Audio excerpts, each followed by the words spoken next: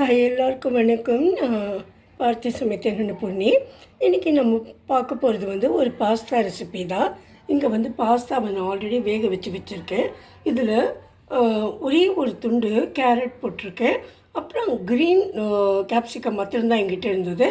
அதுவும் போட்டு கொஞ்சம் உப்பு, பெப்பர் பவுடர் ரெண்டும் போட்டு இதை வேக வச்சுருக்கேன். இன்றைக்கி பாஸ்தாவில் நம்ம சாஸ் போட்டு இந்த ரெசிப்பியை பண்ணலாம். அதாவது இங்கே டொமேட்டோ இந்த சாஸ் நான் ப்ளே பண்ணி வச்சுருக்கேன். ரொம்ப திக்காகவும் இல்லாமல் கொஞ்சம் தின்னாகவும் அட் த சேம் டைம் மீடியமாக பண்ணியிருக்கேன். இந்த டொமேட்டோ பியூரி நான் ஆற்றுலையே தான் பண்ணினேன். அது டொமேட்டோவை நல்லா வேக வச்சுட்டு நான் அது கொஞ்சம் பண்ணி வச்சுப்பேன். எப்போவுமே அந்த தோலெல்லாம் உரிச்சிட்டு இதில் உப்பு, மிளகு எல்லாம் போட்டு கொஞ்சம் ஆலிவ் ஆயில் போட்டு இதை திக்கன் பண்ணி வச்சுக்க வேண்டியது தான். அதுக்கப்புறம் இங்கே ஒயிட் சாஸ் பண்ணுறதுக்காக பால் வச்சுருக்கேன். அப்புறம் இங்கே நான் கோதுமை வச்சுருக்கேன். சாதாரணமாக மைதா மாவில் தான் பண்ணுவேன். ஆனால் நான் மைதாவே யூஸ் பண்ண மாட்டேன். அதனால அப்புறம் கொஞ்சம் இங்கே பட்டர் எடுத்து வச்சுருக்கேன், அமுல் பட்டர். இது மிக்ஸ்டு ஹர்ப்ஸ் எல்லாம் வச்சுருக்கேன். கொஞ்சம் தான் வச்சுருக்கேன். ரொம்ப ஜாஸ்தி ப்ரிடாமினெண்ட்டாக அது அடிக்கிற மாதிரி இருக்க வேண்டாம் அப்படிங்கிறதுனால. அப்புறம் கொஞ்சம் பெப்பர் பவுடர், அப்புறம் உப்பு போட்டுருவேன். இங்கே கொஞ்சம் சீஸ் எடுத்து வச்சுருக்கேன். இப்போ நம்ம எப்படி பண்ணுறதுன்னு பார்க்கலாம். இப்போது ஃபஸ்ட்டு ஒயிட் சாஸ் பண்ணுறதுக்கு நான் இதில் கொஞ்சம் வெண்ணெயை போட்டுடுறேன். வெண்ணெய் கொஞ்சம் உருகினப்புறம் இந்த மாவை போட்டு, அதாவது ஆட்டா நான் கோதுமை மாவு தான் எடுத்துட்டுருக்கேன். இதை போட்டுட்டு இதை கொஞ்சம் நம்ம சாட்டே பண்ணலாம். அதாவது கொஞ்சம் வறுத்துட்டே இருக்கலாம். கேஸை கொஞ்சம் சின்னதாக்கியிருக்கேன். கொஞ்சம் இதை போட்டுட்டு இதை நம்ம சாட்டே பண்ணலாம். பண்ணிவிட்டு அதுக்கப்புறம் இதை பண்ணிகிட்டே இருக்கும்போது கொஞ்சம் கொஞ்சமாக அந்த எடுத்து வச்சுருக்க பாலையும் விடலாம். இப்போ நம்ம ஓரளவு இதை நல்லா சாட்டே பண்ணிட்டோம். நல்லா வாசனை வந்துட்டு இப்போ கொஞ்சம் கொஞ்சமாக இங்கே வச்சுருக்கிற பாலை இது அவ்வளவும் வேண்டியிருக்காது. இதில் 3/4 பாகம் நம்ம விட்டால் போகிறோம். இதை கொஞ்சம் கொஞ்சமாக நான் விட்டுடுறேன்.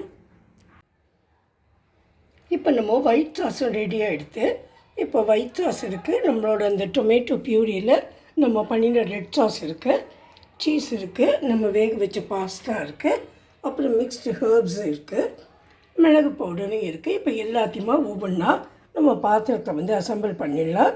நீங்கள் மைக்ரோவேவில் வைக்கலாம் ஒரு ஃபியூ செகண்ட்ஸ்க்கு இல்லை ஃபியூ மினிட்ஸ்க்கு. உங்களோட பவர் ஆஃப் த மைக்ரோ ஓவனை பொறுத்து தான் இருக்குது. இல்லைன்னா நீங்கள் சாதாரண ஓவன்லேயே வைக்கலாம். அப்படி இல்லைன்னா கடாயிலே நம்ம கேக்கெல்லாம் வேக வைக்கிற மாதிரியும் இதை சின்னதாக ஃப்ளேமை கொஞ்சம் சின்னதாக்கிட்டு வைக்கலாம். அதுலேயே இது ரொம்ப நல்லா வரும். நான் பண்ணியிருக்கேன் வெறும் கடாயிலேயே. இப்போ நான் ஒவ்வொன்றா அசம்பிள் பண்ணிடுறேன். முதல்ல நான் இந்த பாஸ்தாவை போட்டுடுறேன். பாதி பாஸ்தாவை போட்டுடுறேன்.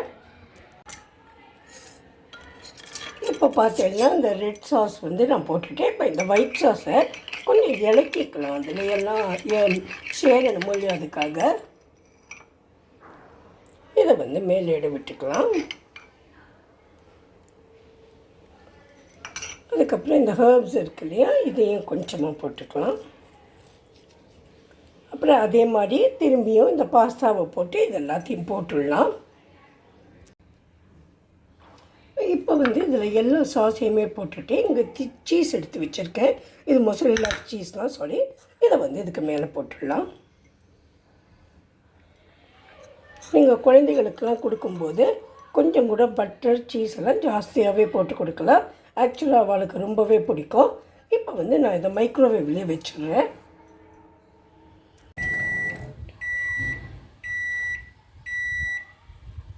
இப்போது முதல்ல நான் மைக்ரோவேவில் 30 செகண்ட்ஸ் தான் வச்சேன். அப்புறம் இன்னொரு 30 செகண்ட்ஸ் வச்சுப்பேன். நம்ம இப்போ இந்த பாஸ்தாவோடு கொடுக்கறதுக்கு ஒரு டிப் ஒன்று பண்ணிடலாம். இது யோகர்ட் டிப் தான். யோகர்ட் டிப்னால் வேறு ஒன்றும் இல்லை, இந்த தயிர் இருக்கு இல்லையா, அதை வச்சு சும்மா தொட்டுக்கிற மாதிரி ஒன்று பண்ணுறது. அதாவது இங்கே நான் திக்கு தயிர் எடுத்து வச்சுட்டுருக்கேன். இதில் போட்டு கொஞ்சம் வெஜிடபிள்ஸை சீவி வச்சுட்டுருக்கேன். கேரட்டு, அப்புறம் ஒரே ஒரு துண்டு தக்காளி, அந்த சீடெல்லாம் இல்லாமல் இருக்கணும். அப்புறம் இந்த ஸ்ப்ரிங் ஆனியன் தாள், அப்புறம் இந்த குக்கும்பர், நம்ம சாப்பிட்றதுக்குள்ளே வெள்ளரிக்காய், இதெல்லாம் கொஞ்சமாக எடுத்து வச்சுட்டு இந்த தயிரில் போட்டுட்டு 2 உப்பு, உங்களுக்கு வேணும்னா சர்க்கரை, இல்லைன்னா அது வேண்டான்னு வச்சிடலாம். அப்புறம் மிளகு வேணும்னா மிளகு, இல்லைன்னா சில்லி ஃப்ளேக்ஸ் வேணும்னா சில்லி ஃப்ளேக்ஸ். நான் இன்றைக்கி சர்க்கரை போட்டுக்க போகிறதில்ல. 2 உப்பு, 2 சில்லி ஃப்ளேக்ஸுன்னு தான் போட்டுக்க போகிறேன். இதையும் போட்டு நம்ம சர்வ் பண்ணிடலாம். இப்போ நம்மளோட சூப்பரான க்ரீமி பாஸ்தா ரெடி ஆகிடுது. இதுக்கு நான் வந்து பட்டரில் ஒரு பிரெட் ஸ்லைஸை டோஸ்ட் பண்ணி வச்சுருக்கேன். இது கூட நம்ம கார்லிக் பிரெட் கொடுத்தா ரொம்ப நல்லாயிருக்கும். அப்புறம் கொஞ்சம் சாலட் வச்சுருக்கேன். அதுக்கப்புறம் இந்த பிரெட் ஸ்டிக்கும் யூஸ்வலாக நான் கொடுப்பேன். ஆனால் சாரி இன்றைக்கி என்கிட்ட அது இல்லை. பிரெட் ஸ்டிக்கு ப்ரெட்லாம் கொடுக்கும்போது இதுக்கு வந்து அந்த யோகர்ட் டிப்பும் கொடுத்துருக்கேன். இது ரொம்ப டேஸ்டியான ஐட்டம். நீங்களும் ட்ரை பண்ணி பாருங்க. ட்ரை பண்ணி பார்த்து உங்களுக்கு பிடிச்சிருந்ததுன்னா சொல்லுங்க. தேங்க்யூ வெரி மச் ஃபார் வாட்சிங் மை வீடியோ. யாராவது சப்ஸ்கிரைப் பண்ணலைன்னா ப்ளீஸ் உங்களுக்கு பிடிச்சிருந்ததுன்னா தயவு செஞ்சு சப்ஸ்கிரைப் பண்ணுங்க. Thank you. Thanks a lot. I will meet you in my next video. Thank you.